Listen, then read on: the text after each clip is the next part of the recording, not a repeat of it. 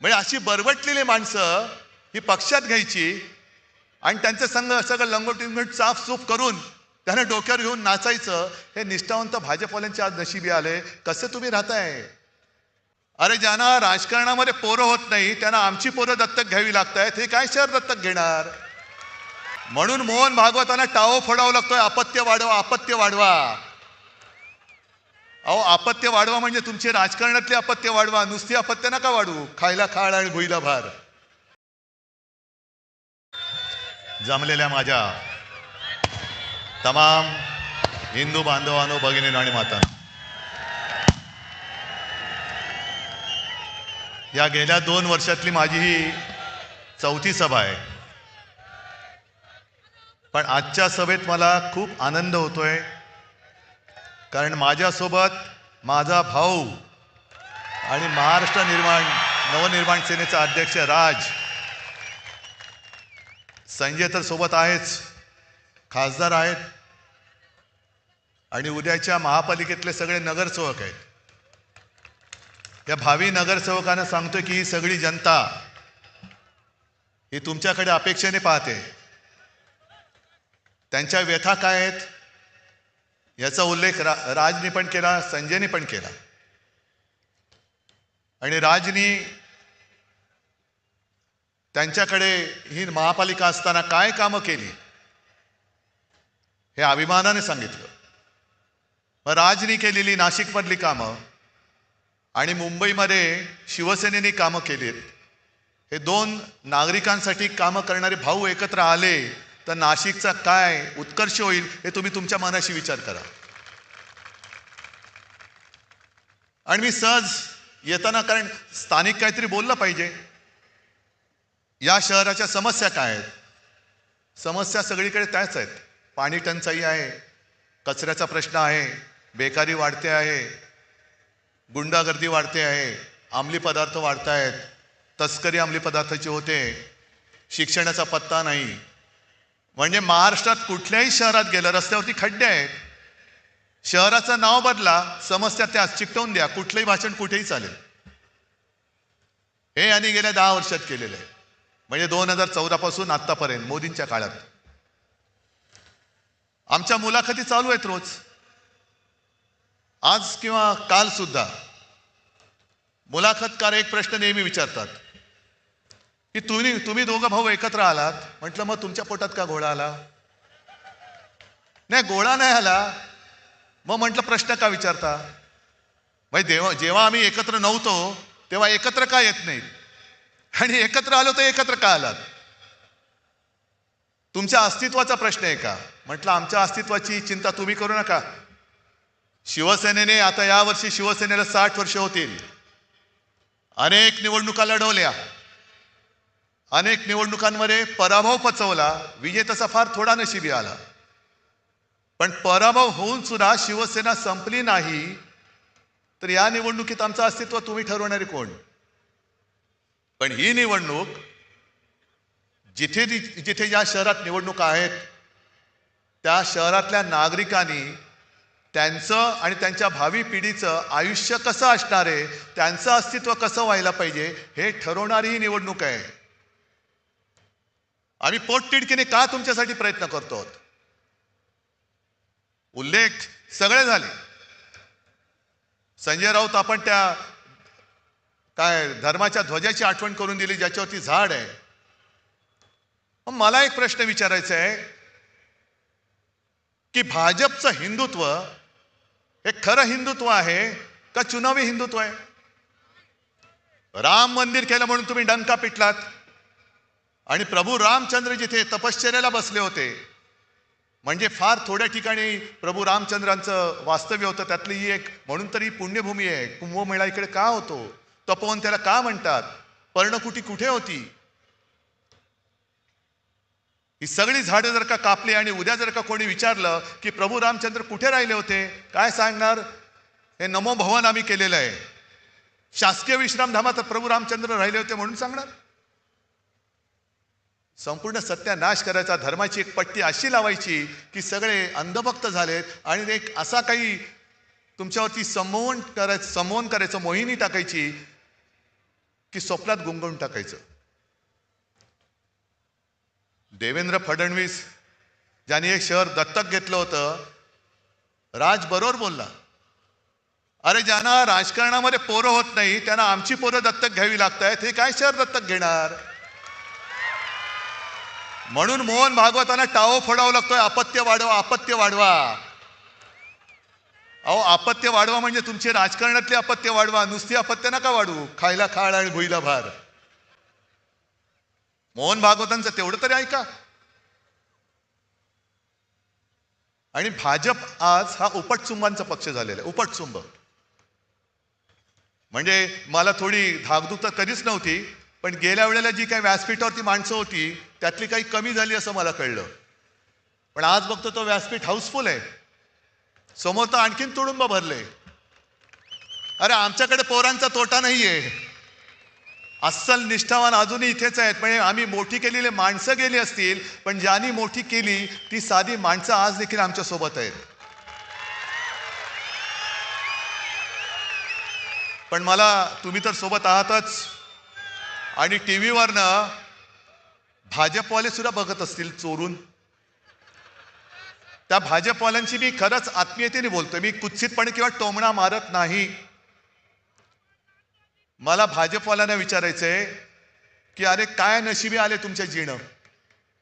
या उपटचुंबांच्या सतरंजा म्हणजे आधी आमच्यात असताना भ्रष्टाचाराचे आरोप करायचे.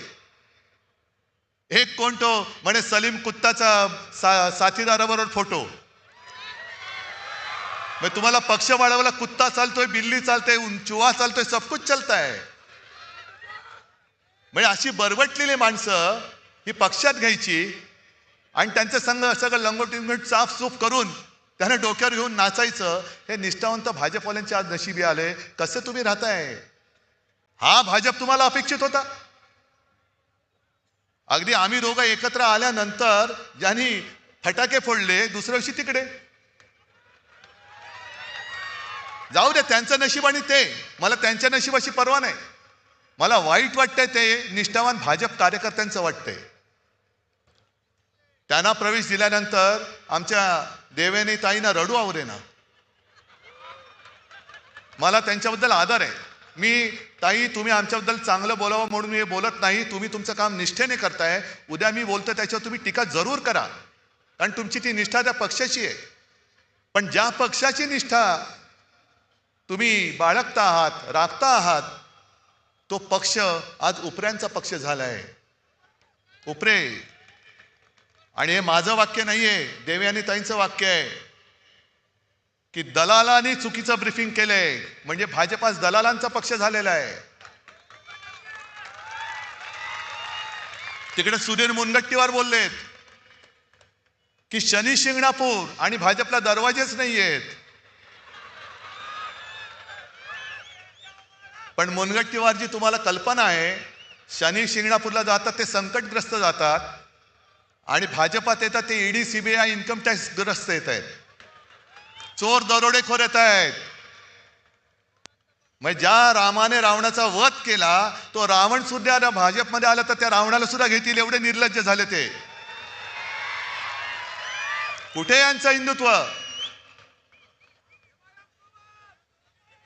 हे बरोबर बोललात तुम्ही. मी भाजपने पाठीत वार केला म्हणून काँग्रेस बरोबर गेलो होतो, आणि मी काँग्रेस सोबत गेलो तर उद्धव ठाकरेंनी हिंदुत्व सोडलं. मग भाजपने अकोटमध्ये एमआयएम बरोबर युती केली. तेव्हा काय सुटलं नाही तुमचं? का मुळात नव्हतंच सुटायला काही? एमआयएम बरोबर अकोटमध्ये युती केली. अंबरनाथमध्ये जिथे शिवमंदिर आहे तिकडे या मिंद्याचं पायपुष्ट का आणखीन काय पुसून फेकून दिला, बरोबर घेतला, काम झालं, दिलं फेकून, आणि काँग्रेस बरोबर युती केली. बरं समविचारी म्हणजे काय? सगळे भ्रष्टाचारी येत आहेत, चोर दरोडेखोर येत आहेत, त्यांना बरोबर घेऊन चाललेत. भ्रष्टाचारी ते तुका मिळवावा, भाजपा पक्ष वाढवावा. आणि यांच्यामध्ये जी आता लागले, म्हणजे इथल्या लोकसत्तेमध्ये त्या बातमी आली असेल नसेल कल्पना नाही, पण मुंबईच्या लोकसत्तेत बातमी आले गणेश नाईक पूर्वाश्रमीचे आपलेच. बघा गंमत कशी आहे. हा मिंदे कोण? पूर्वाश्रमीचा आपलाच. आता गद्दार. गणेश नाईक पहिले आपलेच, त्यांच्या दोघात लागले आता. आणि गणेश नाईक म्हणतायत, त्यांचा सरळ आरोप केलाय नव्या मुंबईमध्ये FSIचा घोटाळा या मिंद्याने केलाय. आणि जर भाजपने परवानगी दिली तर या मिंद्याचा टांगा उलटा करतो. मग गणेश नाईकांना सांगायचं की ते टांग्यात बसता कशाला? टांग्यात टांग तरी घाला, नाही तर टांगा तरी पालटा करा. तांगड्यात तांगडं घालायचं आणि तरी सुद्धा टांग्यात बसायचं. अरे पाडा ना उलटा. म्हणजे हीच लोक सांगतायत की कशी अभद्र युती आहे. समविचारी अभद्र लोकांची समविचारी यांची ही युती झालेली आहे. तुमच्या व्यथांबद्दल कोण बोलतंय? कोणीच बोलत नाहीये. आज मुंबईमध्ये येऊन बघा, आम्ही होर्डिंग्स लावलेत, होय हे आम्ही केलं. मुंबईमध्ये कोस्टल रोड होय आपल्या शिवसेनेने केलेला आहे. आणि मुद्दामून तुम्हाला सांगतो, आज इकडे तुडुंब गर्दी झालेली आहे. एक तरी भाड्याचा माणूस आहे का रे? कोणाला तरी पैसे देऊन इकडे आणलंय का? मग मुंबईमध्ये जे जिजामाता उद्यान आहे, तिथे आम्ही 10 वर्षापूर्वी पेंग्विन आणले. काय टीका केली आमच्यावर? हे पेंग्विन पेंग्विन पेंग्विन. होय पेंग्विन आम्ही आणले. पण ते पेंग्विन बघायला लोक तिकीट काढून गर्दी करतायत. आणि मी या सभेचा उल्लेख एवढ्यासाठी केला की त्यांच्या सभेला पैसे देऊन माणसं आणावी लागतायत. म्हणजे पेंग्विन एवढी किंमत सुद्धा लोकांच्या लेखी नाहीये. पैसे तिकीट काढून पेंग्विन बघतायत, पण पैसे घेऊन सुद्धा लोकांच्या सभेला जात नाहीयेत. काय तुमची त्यांची अवस्था आहे?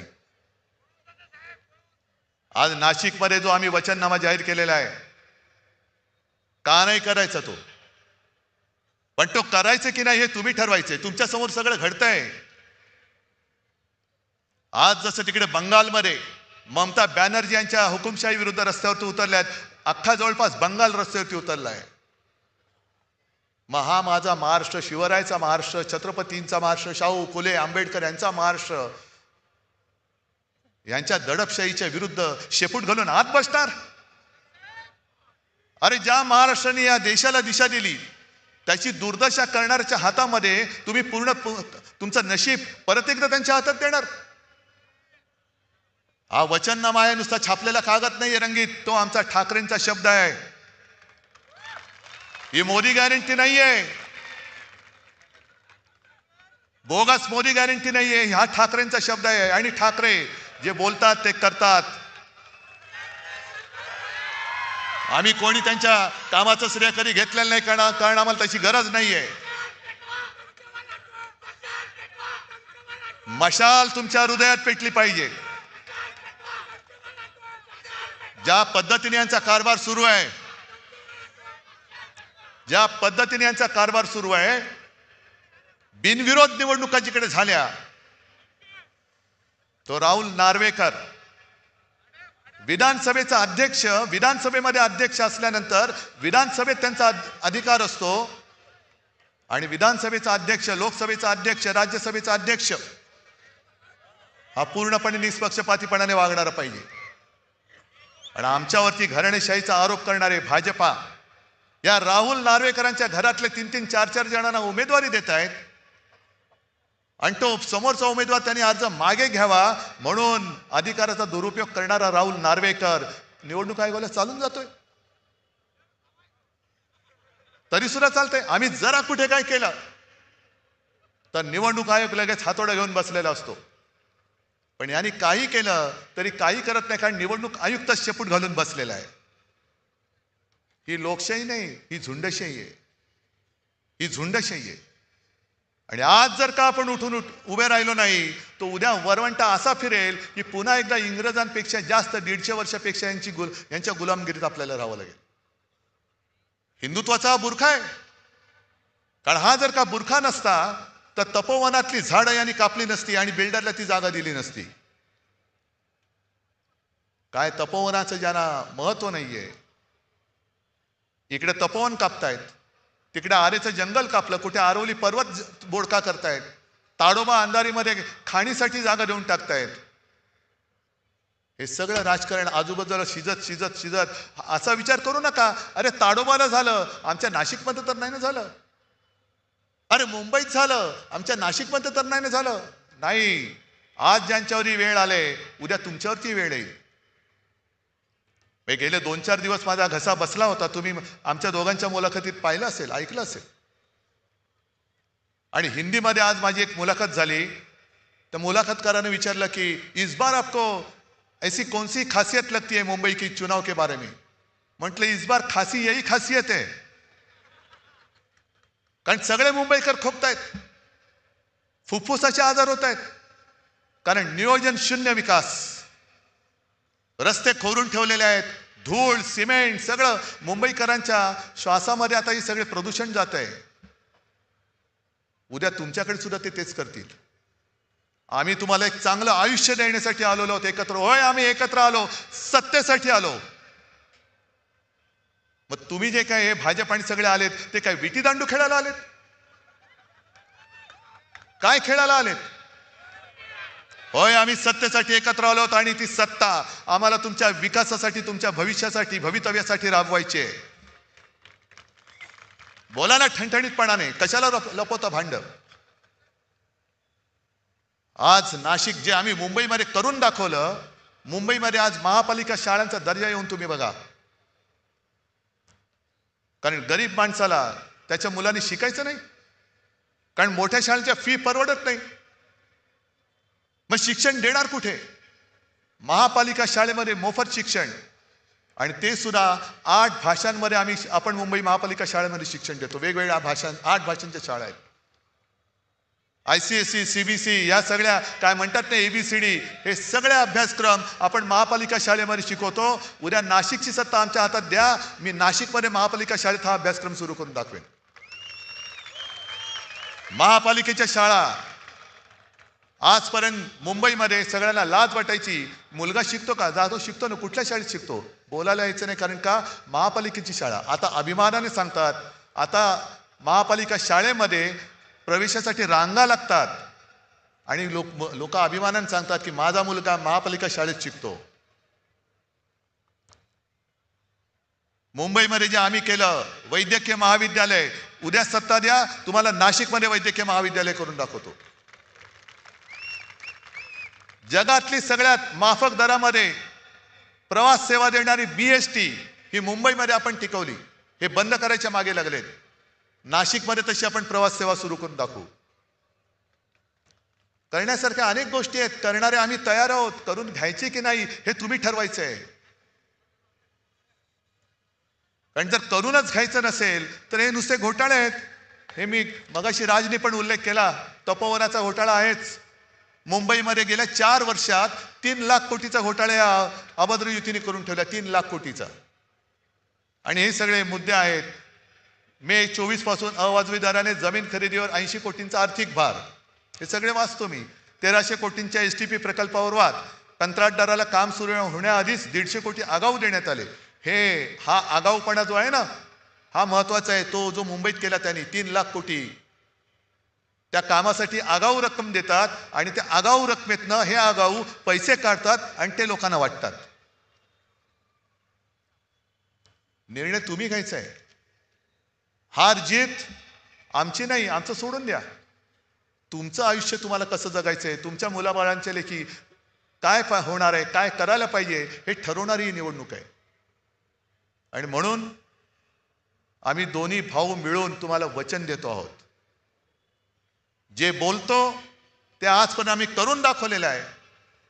आणि आजचा सुद्धा हा वचननामा हा नुसता काहीतरी प्रिंटिंगचा कागद म्हणून नाही, तर ते आमची वचनं आहेत. आणि त्यातल्या प्रत्येक शब्दाला हे आमचं वचन मानून तुम्ही जर का आम्हाला आशीर्वाद दिले तर आम्ही तुम्हाला या सगळ्या गोष्टी देऊ शकतो. आता तुम्ही सांगा, जर देणार असाल तर जरा दोन्ही हात वर करून सांगा. आणि या हात मुद्दामून जरा दाखवा, त्या दलालांना दाखवा. तुमच्याकडे पैसे असतील, तुमच्याकडे सत्ता असेल, पण आमच्याकडे विश्वास आहे, आमच्याकडे निष्ठा आहे. गद्दार लोक तुम्ही विकत घेऊ शकाल, पण निष्ठावानाने विकत घेऊ शकणार नाही. आणि हे जोपर्यंत मजबूत हात आमच्या सोबत आहेत, तोपर्यंत शिवरायाच्या पवित्र भगव्याला, जो भाजपला मी नेहमी आव्हान देतो की तुम्ही हिंदुत्ववादी म्हणता आणि माझ्यावरती टीका करता, पहिलं तुमच्या फडक्यावरचा हिरवा रंग काढा आणि मग आमच्यावरती हिंदुत्वाशी बोला. कारण आज सगळे आमचं हिंदुत्व हे व्यापक आहे, आमचं हिंदुत्व हे राष्ट्रीयत्व आहे आणि सगळे आमच्या सोबत आहेत. यापुढे या गद्दारांना आणि या भ्रष्टाचारांना, जे बेडूकुड्या मारून तिकडे गेले त्या बैठकांना डराव करत बसू द्या, पण आपलं नाशिक हे आपल्या हातामध्ये ठेवा. आपली शिवसेना आणि मनसेची एक अशी भक्कम मजबूत सत्ता या नाशिकमध्ये आणा की उद्या कोणी दत्तक बाप इकडे पाय ठेवायला घाबरला पाहिजे. आणि तेवढी ताकद नक्की तुमच्यामध्ये आहे, हा विश्वास व्यक्त करतो आणि आपली रजा घेतो. जय हिंद, जय महाराष्ट्र.